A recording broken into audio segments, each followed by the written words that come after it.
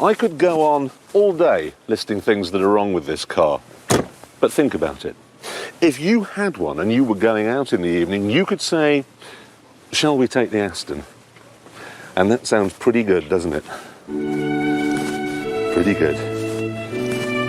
Shall we take the Aston? Aston.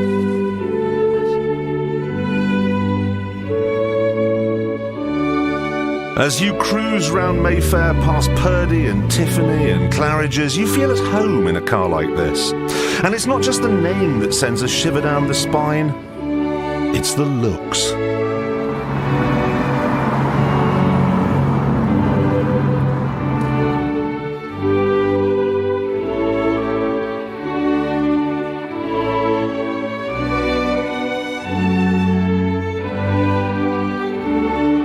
And I don't think the DB7 is good looking for a car either. For me, the three best looking things ever made by man are at number 3, the Humber suspension bridge, at number 2, the SR71 spy plane, and at number 1, this. The Aston Martin DB7.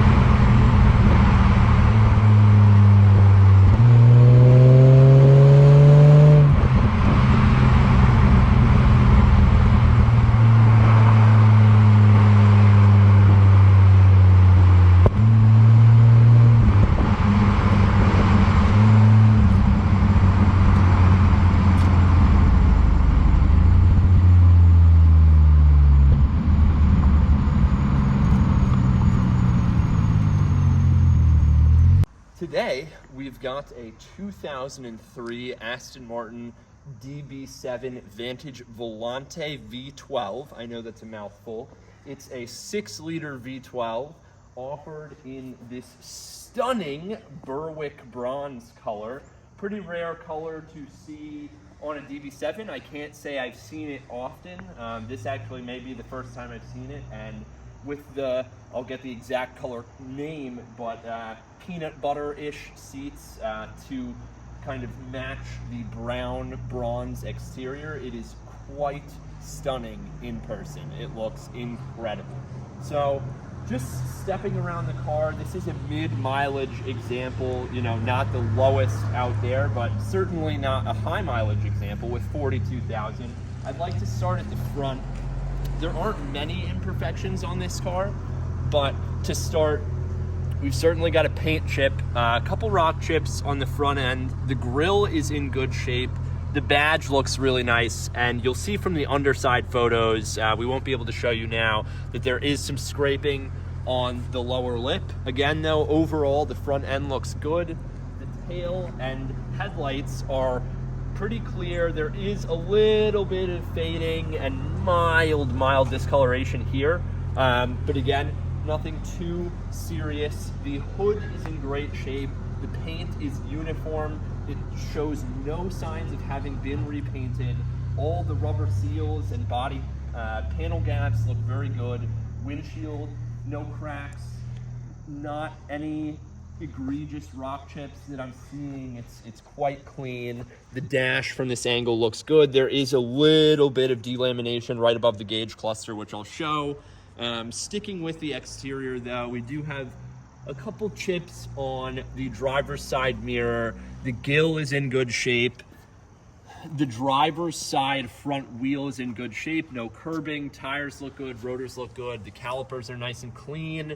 I'm not sure about brake pad life. I think they were recently serviced though. Door handles and the door looks good. Nothing down below on the lower rocker panel, so to speak. We did put on this tonneau cover, which has never been mounted before. We did put that on in preparation for the sale. It's mildly warped, but it's actually improved in the past week or so since we've put it on. It looks quite good because obviously under that you just have the hard top, or sorry, the soft top folded up. It's not quite as pretty. The rear driver quarter of the car looks great. Fuel door right here, which opens as such. Keyed fuel door, quite easy to operate. You've got your rear driver wheel, also in good shape. Rotors look good, calipers look good.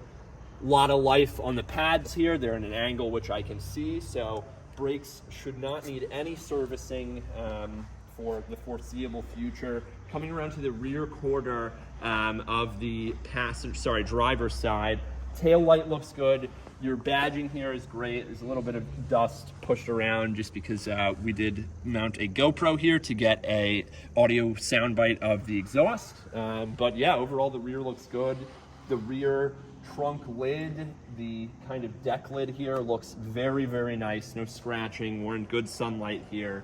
And depending on the color of the light and what kind of day it is, it'll look more black or more brown. Today it actually looks a little bit more black, but on like an evening it'll look quite brown.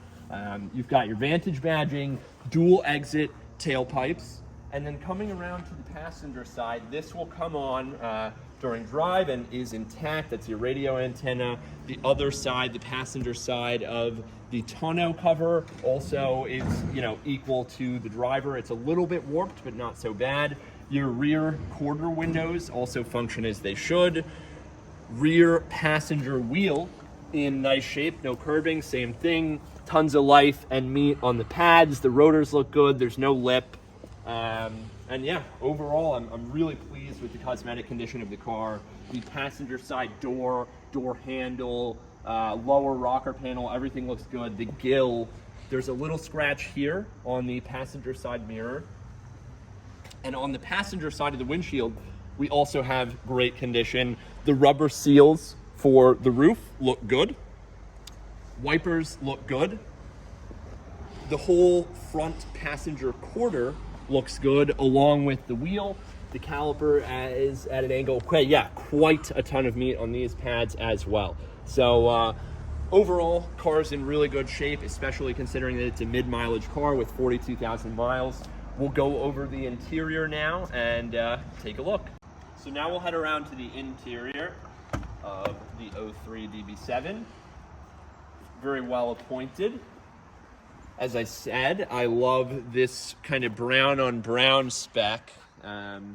Really, really timeless, classy color combo. All the wood trims in great shape. The steering wheel looks good. All of the leather surfaces are really nice. Nothing out of place, nothing missing, nothing damaged. As I did mention, the radio is locked out and requiring a code. But other than that, everything functions as it should. Rear seats, which will hold not even a human with that legroom, are in good shape as well. Probably never used because I don't see how you would use them. Again, with the tonneau cover, we went over that. And then we'll head around to the engine bay. So as I said, 6-liter V12. I've got to go to that side.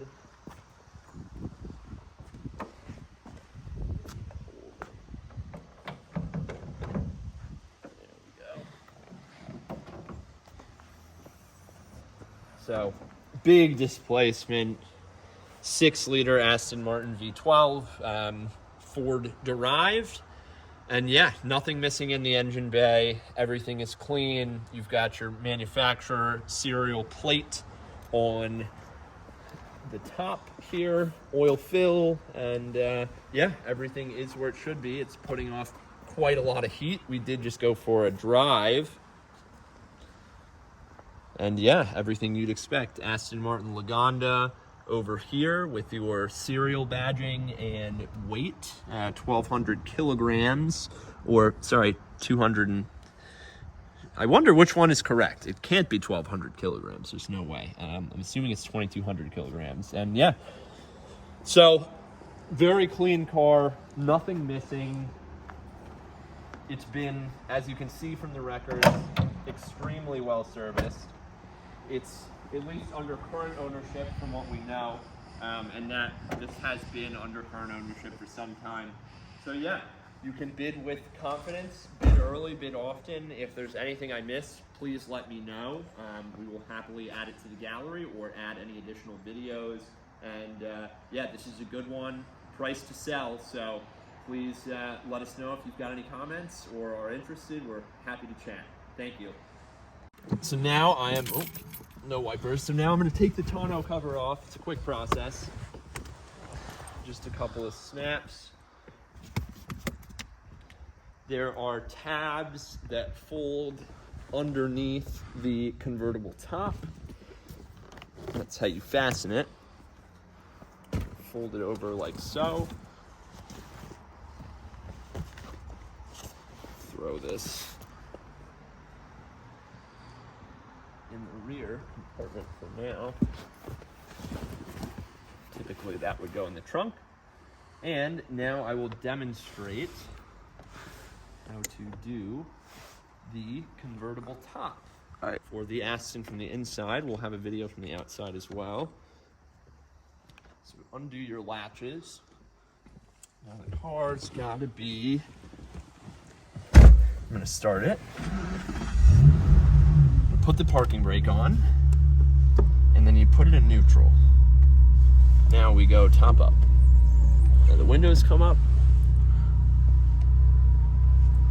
Put the sun visors down.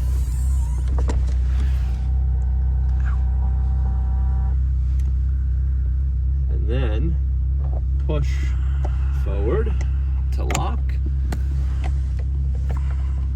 Forward to lock. And you've got top up, rear windows up, and we are now in a coupe. Put the parking brake off and put it in drive. We are top up. Let's rock and roll. So I'll put the windows up. So there's your driver's side window. Passenger there, functions. Try the air. Ah, so interesting. Put it on cold. Try economy. Cold there. We'll test the seat heater as well.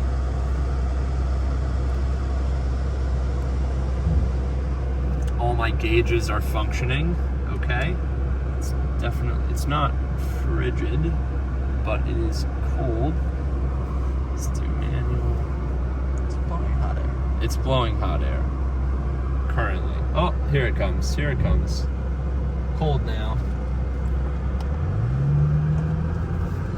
Really smooth power from the V12.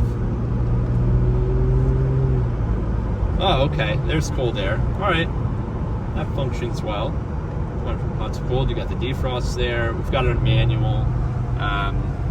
My seat heater is working. It's warm for sure. I'll turn signal here and we'll pull down Dugway. Oh yeah, it's nice and chilly. Get on it a little bit.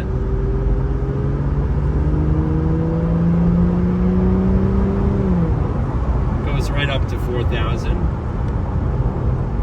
Certainly not a slow car by any means.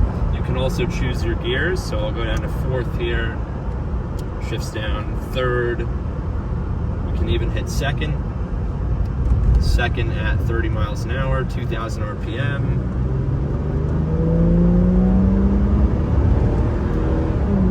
3rd. 4th. Quick shifts, surprisingly. Feels quite good. There's a sport mode as well. So it did just downshift once I hit the sport button. The air is blowing very nice and cold. My seat heater is functioning. The hazards function, and there's not too many bells and whistles other than that. As I mentioned, the radio is currently on a lockout, but that just needs a code. And yeah, let's enjoy the corners. A spirited drive.